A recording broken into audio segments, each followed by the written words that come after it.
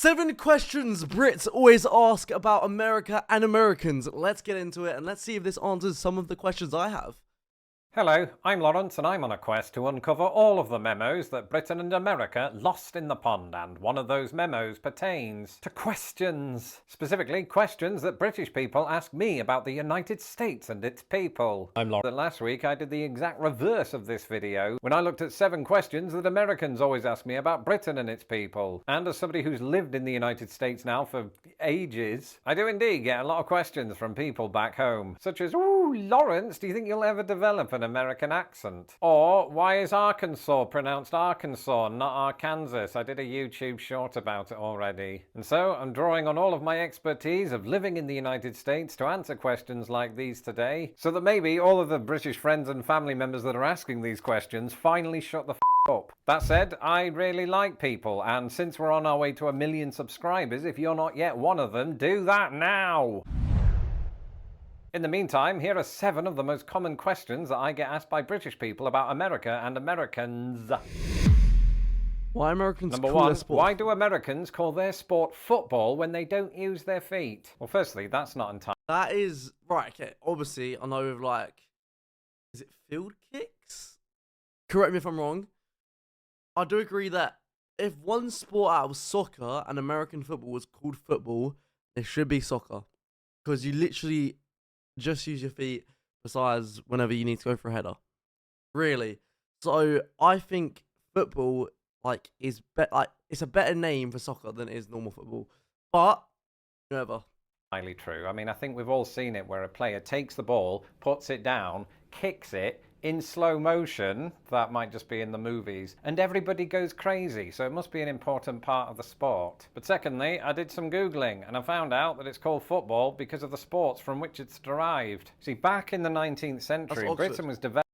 That is where I got into university, right there. That exact hall is a library, and that is where I got accepted to go to university.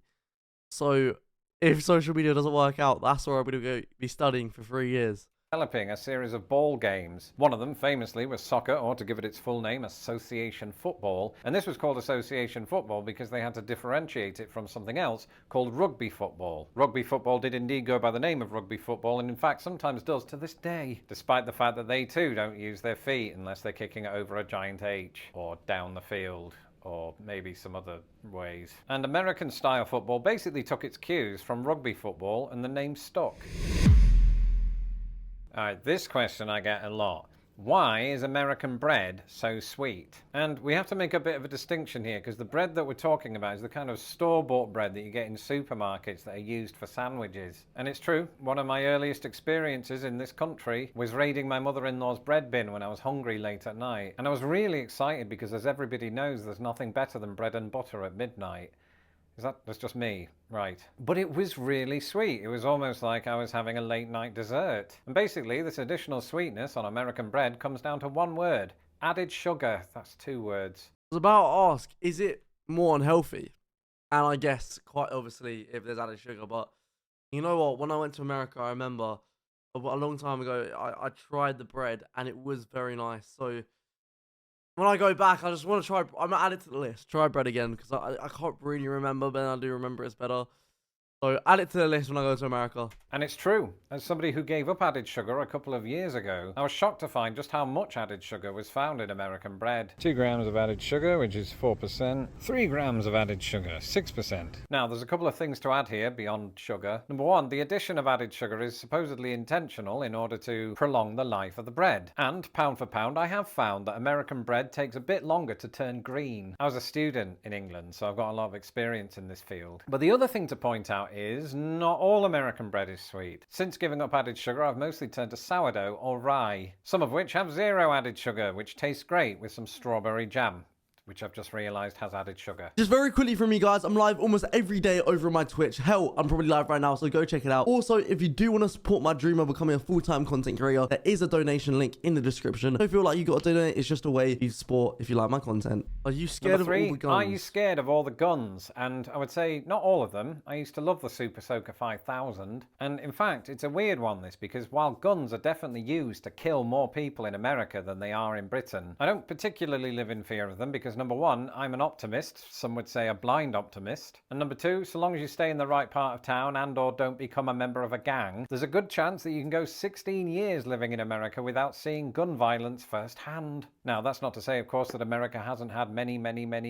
well-documented mass shooting events, and these, of course, horrific as they are, paint a picture that there are shootings on every corner of every city at every second of every day. I don't need to come here with that false impression, because otherwise you won't ever leave your hotel. And I can hear my Uncle Toby right now, but Lawrence, there are 30,000 gun-related deaths in America every year, and that is a big number, but you have to keep in mind that unfortunately, over half of those are suicides. But even though this is a very serious subject, I wanted to answer it, because while there clearly are people in this country who will pick up a gun and do the unthinkable, your chances of dying in this way during a given year, never mind a 2-week visit, are approximately 1 in 32,000. So don't worry too much and just be vigilant. Okay, can we get back to the comedy stuff now? Do Americans think... Thanks. The next question. Oh, get this all the time. Do Americans think you know the Queen? No, because she's dead. But also, despite this being a kind of stereotype of Americans, I've received this question, or a question along these lines, precisely once. I was in a training class back when I worked in a call centre. To be fair, I went to Prague on holiday once, and I met these bunch of American lads, and one of the questions they asked me is, do you know the Queen? Have you met the Queen? And in those call centre training classes, you get a big mishmash of many different types of people. And I was put with this one fellow who was weirdly obsessed with my accent, who kept bombarding me with questions, one of which was, why do you call soccer football? Happens in reverse. And his question was something along the lines of, did you used to live near the Queen? And even though I don't think he meant it in this way, I suppose relatively speaking I did, because I lived in London. She lived in London. We were like buddies. But I got the sense that he meant, did you live in the same apartment complex? And the thought of the Queen paying rent is quite laughable because she's dead.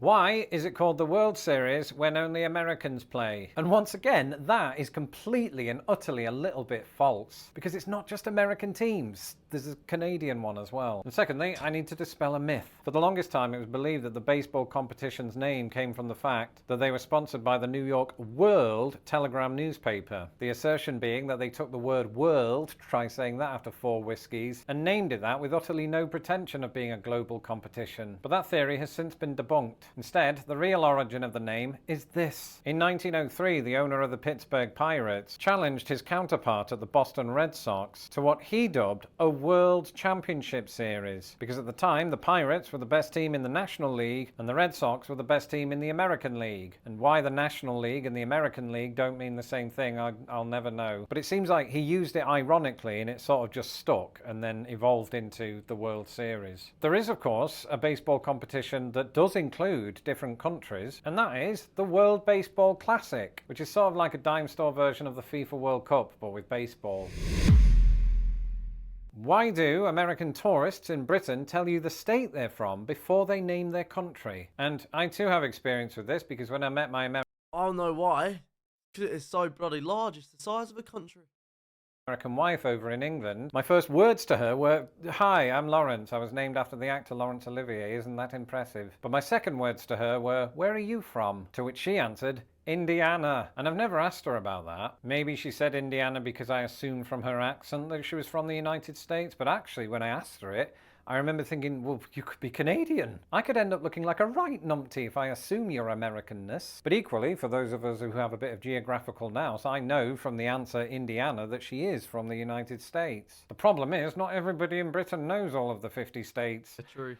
Not everybody in America does come to that. So I suppose in some ways it is kind of weird, but then on the other hand, I think Americans do carry a little bit of pride in their roots, as in where they came from, not their hair, although in my wife's case, both. And so maybe it's a manifestation of that. It's sort of like when Americans go around wearing their college jumpers / sweaters, because I think it might be to Americans a status symbol. I've no idea actually why they do that. Sorry, I've just made most of that up. Let me know in the comments why you do it, if you do. Actually, there's a decent chance that you don't, because of this. Why don't many Americans own passports? Well, as I said in a video that I did all about this a few years ago, the answer is multifaceted. Firstly, while only 42% of Americans own a passport compared to 86% of Brits, significantly more Americans these days do own a passport than they did 30 years ago, which was approximately when I first started hearing about this stereotype. And secondly, there's this perception that America is so huge and packed with variety that you could just do all of your travelling here. And while that isn't necessarily an idea that I subscribe to, it is one that many Americans do. And because arguably way more Americans than Brits have family members and friends that live 1,000 miles away in the same country, sometimes in order to see them that necessitates that they take a holiday within the country. But it's not cheap. You know, domestic flights can get up to $1,000. And so that would be one of the other reasons that a lot of Americans don't travel internationally, is they simply can't afford it. And I know what you're thinking. Yeah, Lawrence. But isn't it also down to a lack of curiosity on the part of Americans? And I think it would be hard to argue that there isn't an element of that. But that just comes down to what they're exposed to. If you compare the news cycles of both Britain and America, the BBC reports on countries from all over the world, even countries that don't have oil. How mad is that? Whereas when America provides international reports, it's usually on countries that they have a vested interest in due to their foreign policy. So I think America just isn't exposed to other countries as much, and this is heightened, of course, by the fact that they are bordered only by Mexico and Canada. If you go over to Britain, we're bordered by the sea, but then the rest of Europe with all of the countries that come with that. Now, that's not to say that no Americans travel abroad, otherwise I wouldn't have met my wife and or moved to the United States and started this very channel. So I'm glad she did. Well, if I've learned anything today, it's that on YouTube you can talk about guns and bread in the same video. But I've also learned that I didn't share housing facilities with the Queen. Let me know in the comments what you've learned today. Alright guys, thank you so much for watching today's video. I hope you guys enjoyed as much as I did. This is a very fascinating video. It really, I really enjoyed it. I hope you guys have a lovely rest of your day. As always, make sure to go check out my Twitch. I love you all, and I hope you have a great rest of your day.